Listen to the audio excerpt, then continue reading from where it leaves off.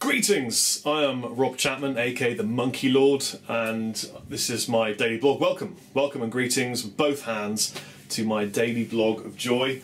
I'm feeling a bit shit today. I'm on a detox and I've got a lot of tox to D. A friend of mine, Dan Davies, really good friend of mine, reminded me probably why I'm going through such a difficult detox at the moment with my juice fast. And it reminded me of a day when I accidentally ate 2 packets of bacon and my piss smelt of bacon and my sweat smelt of bacon. And I smelt of bacon. It wasn't good, and it's the kind of thing I did a lot of, and my body is regretting it, although I am shrinking all over, so it's good. So I'm feeling tired, feeling a bit down, my tongue hurts, I got spots, I'm getting rid of all the crap in my body, but I'm feeling really excited because I got the Dorje tour dates, babies, yeah! So check it out, here we go. These are the definitive double D tour dates for the Drills, Dorje and my friends Storm Born. We're going to be abusing the UK and stuff. It's going to go to my Facebook page, which, by the way, if you don't know, I have a Facebook page. It is facebook.com/official Rob Chapman. I'll put it right here for you. Like me if you'd like to. So, DD tour dates. It's taken a while to get this through because a couple of the venues were hard to get. It's difficult because Dorje is a relatively unknown band, and I have gigged a lot in the past, but for the last 5 years I've been a YouTube guy, you know. So the local venues and promoters don't know who we are, they have no idea about YouTube, they don't think it makes any difference at all, despite the fact that the last tour was a massive success. So getting the venues was actually pretty hard work, and we're lucky that the majority of them are O2 venues, which is awesome. So, Monday 18th of February, beginning of our tour, the bus pulls up in Guildford at the Boiler Room, one of my favourite venues, small, we're going to absolutely completely sell out. It's a wicked venue, it's great fun, they've got a really cool Chinese kitchen in the back of the pub and you can get Chinese takeaway there, it's a good vibe. Get to the Boiler Room in Guildford, and it's kind of like my second hometown because Andertons is based in Guildford, so if you want to go see Andertons beforehand, check out some stuff, see the captain, then go to the gig in Guildford and you'll see the captain jam with us on stage as a special guest. Gig 2, 19th, is the Croft in Bristol. Bristol is only half an hour from where I live, it's a great local area. The Croft is a legendary venue of yore. It's a really cool venue. I've seen some brilliant bands there. It's a kind of cool, small, vibey venue. Again, we're probably going to rip it up. It's going to be a good one. The 20th, this is Wednesday now, is the O2 Academy in Liverpool. Now, the Liverpool gig has a very low age restriction. It's 14 plus. I should mention age restrictions because a lot of you are going to get very annoyed at me about this and there's nothing I can do about it. I'm really sorry. Basically every gig, every venue has its own license and its own restrictions with ages. It's a venue thing. It's nothing to do with me, nothing I can do to alter it, it's to do with their insurance policies. So the Guildford gig is 18 plus, the Bristol gig is 16 plus, but the Liverpool gig is 14 plus. So if you're a young dude, get to Liverpool, get to Liverpool. Moving on, that's an O2 Academy, that's going to be a great venue. Friday 22nd, this is in Leeds. This was a real bitch to find a venue because no one knew who we were, no one cared, but we found somewhere because John, my bassist Dave's brother, helped us with Dave to find a good venue. We got a place called Santiago's in Leeds, right in the centre. It's a very small, vibey bar and we're going to absolutely ram that place. So Santiago's in Leeds, that's 18 plus. Tickets for Santiago's will be coming soon, probably Monday, because we literally just booked that one. Then on Saturday, we're off to Glasgow. Glasgow is a club called Stereo, which apparently is really cool. We couldn't get the O2, it's a shame, but we got Stereo, so that's good. That's an 18 plus venue, as was the Leeds venue. I've got Sunday off, we're going to chillax, we're going to drink lemon and water and honey and probably, you know, play games on the bus. and chill and banter. And then we're off to the Cluny in Newcastle on Monday. So the Cluny is an 18+ venue. Again, it's a great venue. Tuesday 26th of February, we're at Bodega in Nottingham. That's an 18+ venue. Know nothing about it at all. It's going to be good though, because my tour manager Dan fixed it up for me, therefore it's got to be good. So, Wednesday 27th is the O2 Academy in Birmingham. And that's another good one. That's a 14+. So if you're a young dude, you can get to Birmingham, come and check us out. We're going to ram that place out for you. It's going to be funny. Thursday, 28th of February, Manchester. Again, 14+. We're working these dates for you. 14+ in Manchester. It's Academy 3. It's going to be a great venue. I might even get a shower there. Imagine that.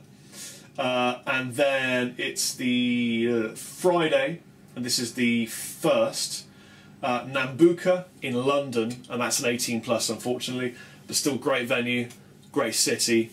Check it out. We're going to be rocking you there. Moving on, there were some popular current questions on the previous Circadian Chronicle of the Monkey Lord. The first one was, what's happened to the silver back? If you don't know what the silver back is, let me show you. Here's the silver back. This is my signature amplifier, and a lot of you were worried or asking me questions or sort of speculating that it wasn't going to happen because it had been a while and all that bullshit. Here's the deal. This is a hand-wired, in the UK, all-valve head. Hand-wired, UK-made head. Designed by myself with Martin Kidd. Martin Kidd is an amazing amp designer. He's arguably one of the best that I know of. And what you need to know is that the process that I take you through, the process of observing the design and being a part of that, what you're seeing is what normally takes companies months and months and months. Like if Marshall wanted to design an amp, and I know this, it would take them a year, maybe 2, to bring it to market. There's a lot of R&R to do. There's a lot of design work, a lot of politics, a lot of everything that goes into these things. And so you can't just go, here's a great idea for an amp, and then bring it to market. It doesn't happen that way, guys. So what you're seeing is the process. This is prototype number 1, of which there may be 3. So you've got to bear with me. It takes a while to bring a hand-wired UK amp to market, and it's taking a while. Martin has other stuff to work on, but trust me, it's going to happen. It's going to be amazing. It's going to be very expensive because this is my signature amplifier, and I only want the best in my ears. So trust me, it's going to be the best amp I've ever heard, but it will be expensive, and I make no apologies for that at all. If you want a more affordable amplifier that I approve of, go and get a Tiny Terror, go and get an HT5, go and get a Roland Cube 80XL. One of those amps will do you great. If you want a really great amplifier that's going to serve you perfectly in recording and live work, you go and get a Silverback when it comes out. Probably next year. I know, this year, but later on, because I'm still living in 2012 and it's 2013. So, yeah, that was the first question that was popular. The other question was, Chappers, can I get the ML1 on left-handed? Yes, you can. You can get every Chapman guitar in a southpaw left-handed version, because I formed a group called the Southpaw Army with my friend Chris on my forum, Rob Chapman forum, robchapman.tv, and Chapman Guitars made a decision, I made a decision that every model would be available left-handed forever, because I don't want to discriminate against left-handed guys. And the thing is, we have to make a decision on the finishes to bring out, because we don't sell many left-handed guitars. We maybe sell, on a run of 200, I might sell 10 left-handed guitars. And so I have to make them one colour, because I can't produce, the minimum I can produce is 25 in one colour. So if I was making 50 lefties, I could offer 2 different colours, but I can't, because I'm using the best guitar factory in the world in Korea, good Korea, Gangnam Korea, and so it has to be one colour per run. But that doesn't mean that I have to just do one colour all the time. When they sell out, I can do another colour.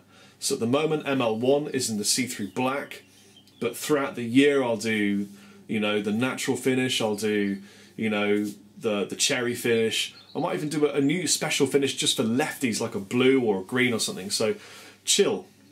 Southpaws can get guitars from Chapman Guitars. They'll be available in different colours, but it's hard for me to make lots of them because they're not going to sell. And that'd be crazy and not very business-like of myself. Jackson MacDonald spake and he saideth with 46 likes. Chappers, I'm sure I'm not alone when I say this, but please bring back Sound Like for under £1,000. Done it!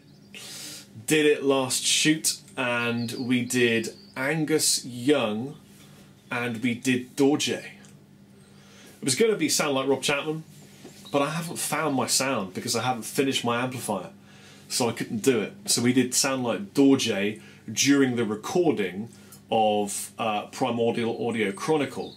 So we used the gear we used, some of the guitars we used to get the same kinds of tones we got while recording the tunes Aromancy and Too Weak. So you're going to really enjoy that, because I'm telling you will. And the Angus Young one was fun. I think we did one more as well, but I can't remember what it was. It was Eric Clapton. That was really good, actually. So we're doing lots of those. And we're also going to do some How Loud Is again, because they're a crack and they're fun and absolutely scientifically accurate of the decibelage. Guys, please do me a favour. It would mean a lot to me, if you would share the tour dates for my tour with the Drills and with Stormborn, because it's if this tour goes well, and I know it will do, but if you can make it go better than I think it will do, then it means we can do another one at the end of the year, and then step into Germany, Holland, France, etc. I have to apologise. We desperately wanted to take our tour into continental Europe, but we didn't. There were two problems. The main problem was people didn't know who we were. They had no idea who Phil was, no idea who I was, and we would approach a venue and say, "Hi guys, we reckon we can bring 300 people to your venue. We're really excited about playing there. We've got in excess of 2.3 million views per month on YouTube." And the venue would go, "Huh? YouTube? Huh? Rob Chappers?" They didn't want us, so they didn't know who we were. So it was very hard to get a gig at a venue that would be big enough to receive the people that were going to turn up. And the other problem was, although we managed to raise a great amount of money, it wasn't enough to run the bus to get us into Europe. It's unbelievably expensive to run a tour bus and have two bands on the bus. The thing is, you need to run a bus. Logistically, it's just a nightmare if you don't. Two vehicles, one of them could be late, one of them could be delayed, one of them could break down. You know, you get all sorts of problems with the gear being stolen in trucks. So it's much better to run a bus, but it's very expensive. So I'm sorry, we're not in Europe this tour. We will be next tour. I guarantee it, because I want to go to Europe. I want to go to Germany. I want to go to Holland. I want to go to France. I want to go all over and further. You know, I want to go to America, but we have to do it gradually. The thing is, Rob Chapman and Dorje, we are new, very new. People don't know who we are. So it's a very fresh new thing. Although a lot of you guys have been watching me for years on YouTube, venues and meet space and people that go to gigs, a lot of them have no idea who we are. And so it's a gradual process of bringing them on board with the Dorje love. And you guys can help us do that. So, yeah, there you go. I'm sorry, but at the end of this year, we'll be in Europe, I guarantee it. We're also going to be recording an album and lots of other exciting things. I'm sorry there's no guitar playing today, but I've got to go buy myself some vegetables so I can drink some more alkaline-infused ginger stuff to rid myself of the toxins and become even more chatty than I currently am, which would be difficult. You guys take it easy. Chappers out. You dudes didn't think I wouldn't play some guitar, did you? Here's a little piece for you. This is a little bit I wrote over a bit that Rabia wrote for a tune called Written. Going to be on the new album. It's going to be exciting. We're going to be playing it on tour for you. I'll teach it to you right now. It's a breakdown intro bit. The riff that Rabia's playing is it.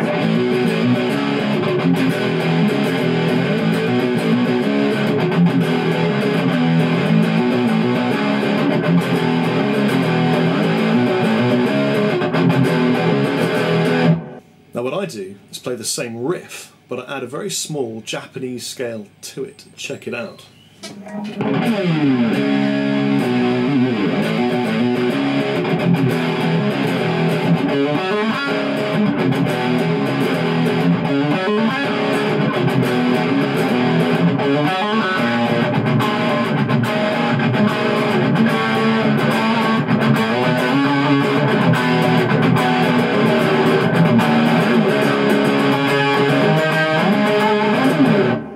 So the scale was...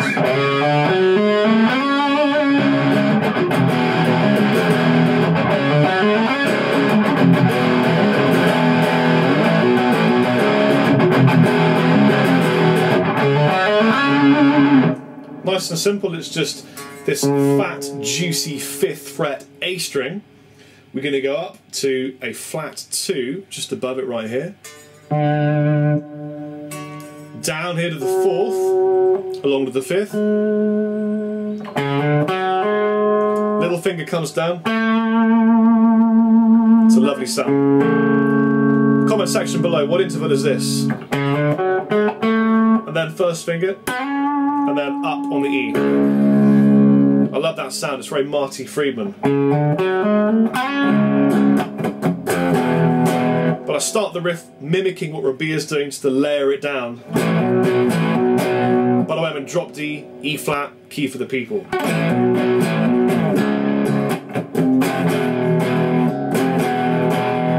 That's what Rabia's doing, and I go...